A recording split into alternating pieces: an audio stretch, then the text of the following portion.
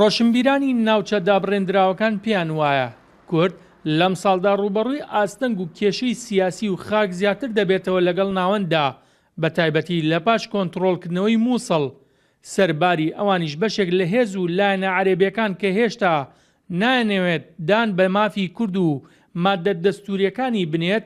لەگەڵ ئەوەیشدا حکوومەتی ناوەندی تا ئێستا گرفتی گەورە و لەمپەرە لە پێش ناوچە دابڕێنراوەکان و بەردەوام هەوڵی فەرامۆشکردنی داوە. بۆ علاج ئەم مەسەلانە بەڕاستی یەکەم خاڵ من بەڕێیم ئەبێن ناو ماڵی کورد ڕێک بخرێتەوە لایەنە سیاسیەکان هەمویان بەرابن تەبابن یەکوتار بن بۆ ئەوەی بتوانیم یعنی ئێمە لەم 2017 لەم ساڵەدا بتوانیم لە ئاستی پێویستدا بین بەرامبەر ئەو قەیرانانەی لەوانەیە ڕوو بدات لە ناوچەکەمان و من بە پێویستیشی دەزانم لایەنە سیاسەکانی کوردستان ئەبێ لە پەیوەندیا بن لەگەڵ بەغدایە چونکە ئیمە چی بڕیاری بدرێت لە مەودووە لەسەر چارەنووسی کورد ئەبێ لە ڕێگای بەغداوە بێت مەترسیەکانش ناڕوێتەوە بە قسەیەک و بە کردارێک و بە گفتوگۆیەک بەڵام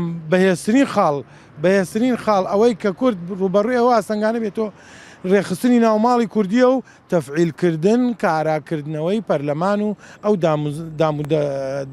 دامەزراوە حکومیانەی هەرێمی کوردستان کە پەکی کەوتووە. چاودێرێکیش پێی وایە کلیلی چارەسەرکردن یا ڕوبەڕووبوونەوەی سەرجەم ئاستەنگەکان دروستکردنی سەرکردایەتێکی هاوبەشی خاون بڕیارە و جێگیرکردنیەتی لە بەغدا. بۆ ئەم چارەسەرکردنی ئەم گرفت و ئاستەنگ و کێشانەی کەوا لە بەردەم گەلەکەمانە هەیە و لە بەردەم کوردستاندا هەیە هەرێمی کوردستانە هەیە پێویستەکەکەوە هەرچی زووترە سەرجەم لایەن و حیزبە کوردستانیەکان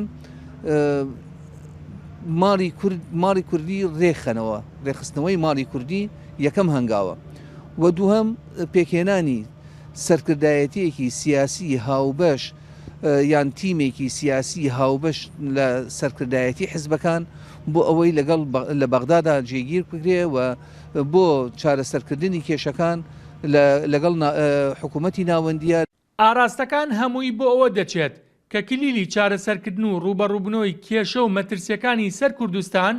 بەڕێخستنەوەی نێوماڵی کوردی و چارەسەرکردنی کێشە نێوخۆیەکان دەبێت هەروەها باشکردنی پەیوەندیە هەرێمایەتی و جیهانەکان لەگەڵەوەشدا پێکهێنانی سەرکردایەتیکی هاوبەشە بۆیە بتوانرێت بەرەنگاری سەرجەم سیناریۆکانی پاش شەڕی داعش ببنەوە کە ڕوبەڕووی هەرێمی کوردستان بەگشتی و ناوچە دابڕێنراوەکان دەبێتەوە. بێستون سەلام، کورسات نیوز، خانەقین.